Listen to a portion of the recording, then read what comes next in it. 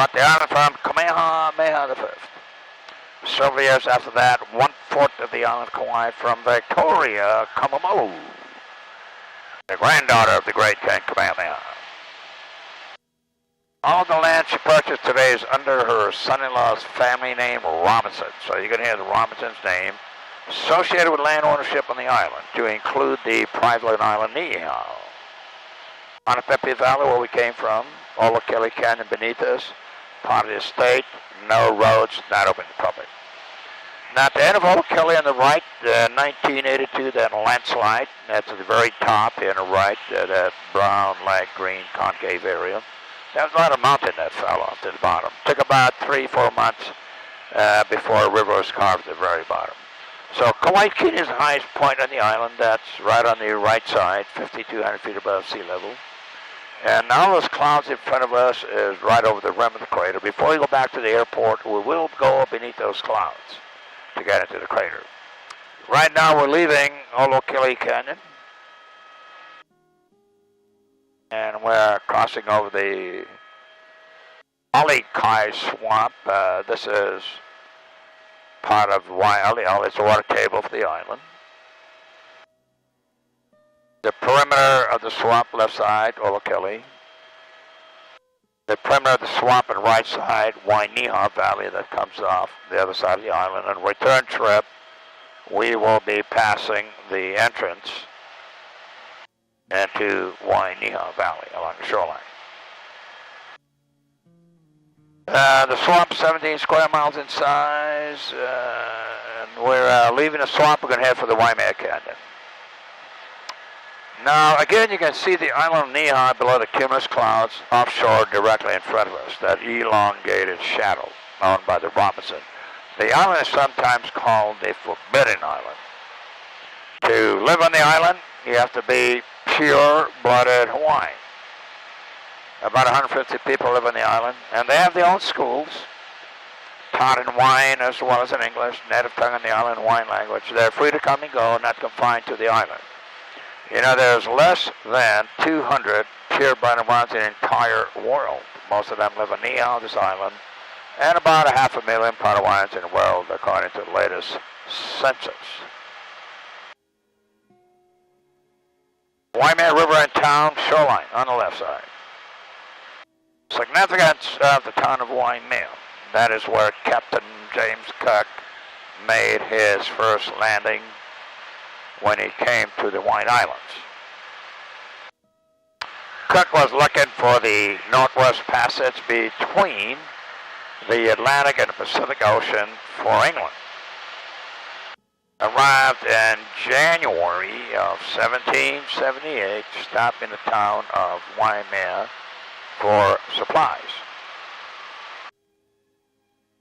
Initially, when the native Hawaiians spotted Cook's ship on the horizon, happened to be at night, and he had his sails up, he had a fire going on. The natives believed that it was the Heiau of Lono, Heiau of the temple. Lono, one of the four major gods, being they've never seen a ship like Cook's or a white man. They believed that Cook was the god Lono. He returned the following year, stopped on a big island at Kealakekua Bay. Got into a conflict with the natives over there, he got killed. First European navigator to chart the Hawaiian Islands on a map, initially called it the Sandwich Islands, in honor of the Earl of Sandwich, his buddy. We're entering the heart of the Waimea Canyon, or the Grand Canyon of the Pacific. Mark Twain called it.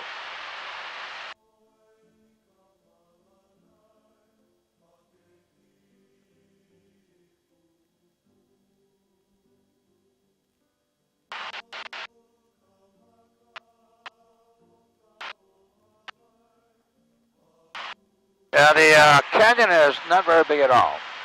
Approximately 10 miles in length, 6.5 to 7 miles in width, made up of 3 major ventricles.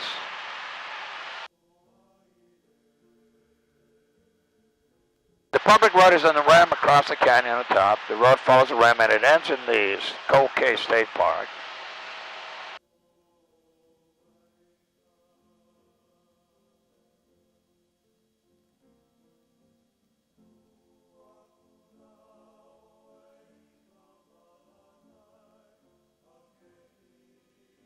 If you drive up to the state park, you have to go back down in the same road. In the central part of the state park, there's a restaurant, museum, ranger station open daily. Facilities, it'll be closed in the evening, certain holidays.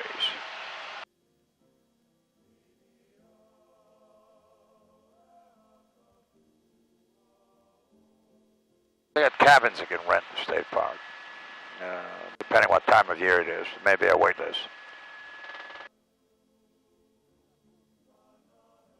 That's the parking lot of the automobiles. It's the first major lookout you come across when you drive through the canyon. That's in front of us. It'll be to the right in a second. Two roads leads up to the rim of the canyon, one in Waimea Town, the other in the town of Kekaha. Waipoa Waterfalls across the canyon left side. You hike the Waipoa Trail, you will cross the river that supplies the water to the falls. You will not be able to see the length of the falls from the trail. To see the length, you have to be in a rim road beneath us.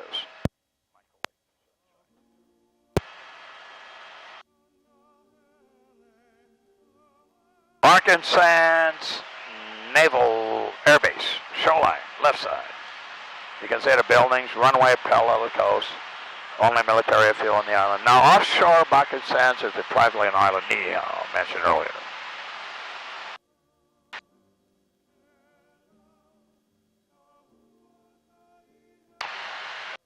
You follow the ravine below the nose of the aircraft to the shoreline on the left. You end up right over the Poli Holly State Beach Park. If you drive to Poli Holly, the public road ends at Poli Holly State Beach Park. From that point, it marks the beginning of the Napali coastline. The word Poli translated would be cliff. Napali the cliffs.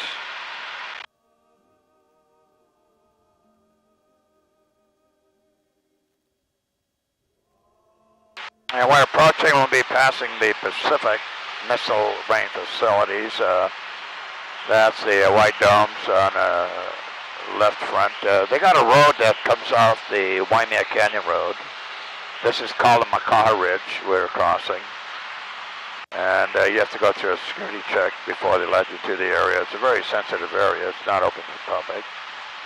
Now all that airspace over the ocean is restricted airspace. You need permission to fly through that airspace. Okay, we're going to be over the Napali coastline shortly. And there's a lot of history, Hawaiian history in this coastline. Every valley on this coastline at one time was inhabited by the ancient Hawaiians. Today the coastline is controlled by the state, DLNR, Department of Land and Natural Resources. Now this half the coastline, there's no trails. The only way to get on shore is from the ocean, or you have to fly in.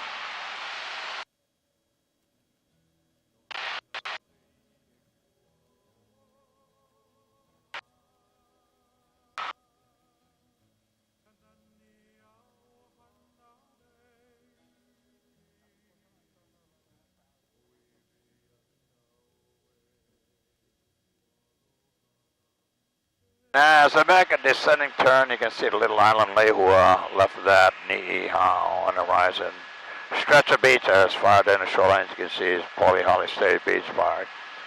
You go on a point, Markin Sands Naval Air Base. The part of Poli Holly close to us is where the public road ends and marks the beginning of the Napali coastline. Now, on the left side is Milili'i State Beach Park. If you look above the waterline of sand, there's turtles and monk seals on the sand. So right at the part of the beach closest to us, kind of look like a monk seal lying on the beach. When you get a little closer, we'll find out here. Then the spots, there's turtles, and beyond that is another monk seal. This is a monk seal on the right, and here are the turtles on the right, and monk seal again. And turtles. Oh, a couple of monk seals. Oh, that's a big one.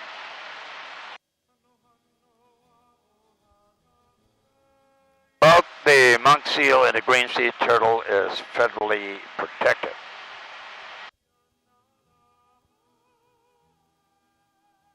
So that was Mililii State Beach Park. It's a campsite.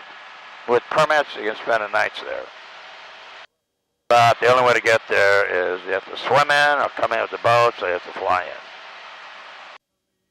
Here's another state beach park called Nua Lolokai. And again, you need a permit to go on shore.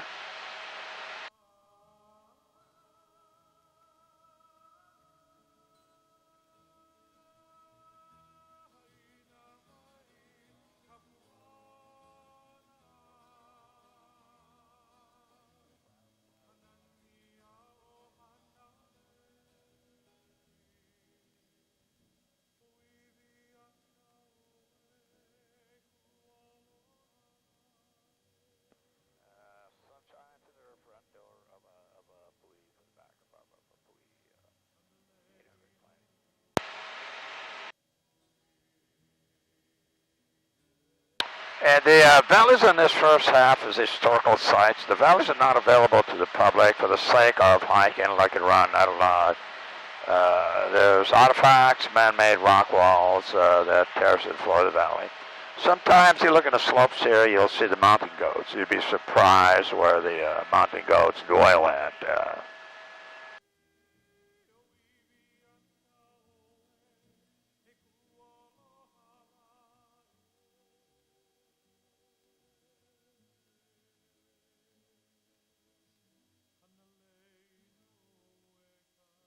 There's actually a couple of them there.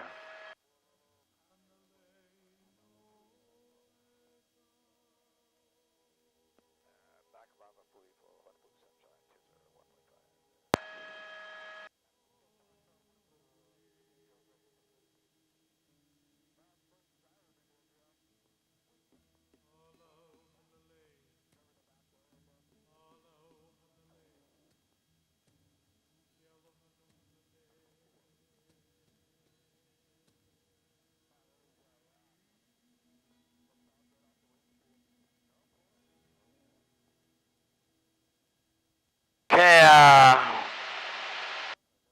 this is Hapu.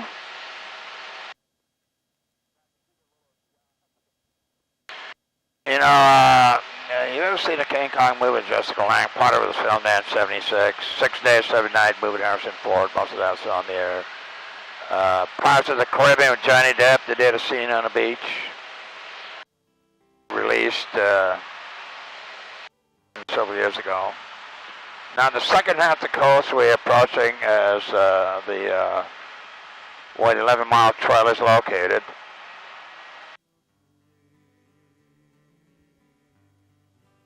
And the trail ends at Kalalo Beach, left side.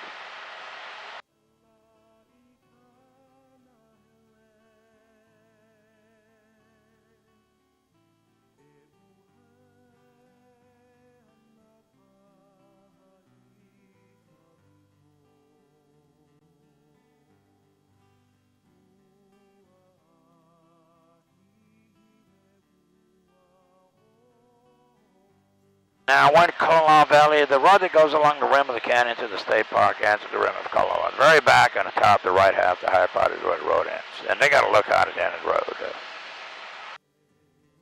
The original lookout is not too far from the end of the road, so there's two lookouts. Both lookouts are open right now. Did I tell you the trail is not available to the public? In April, we had some real bad weather and did a lot of damage to the road leading to the head of the trail. Until that repair is complete, it'll be closed. But if you have a boat, you can go along the shoreline to the beaches. At a distance, Bali High Ridgeline, the sharp points of pinnacles, got its name Bali High when they did the South Pacific movement on the island, 1956.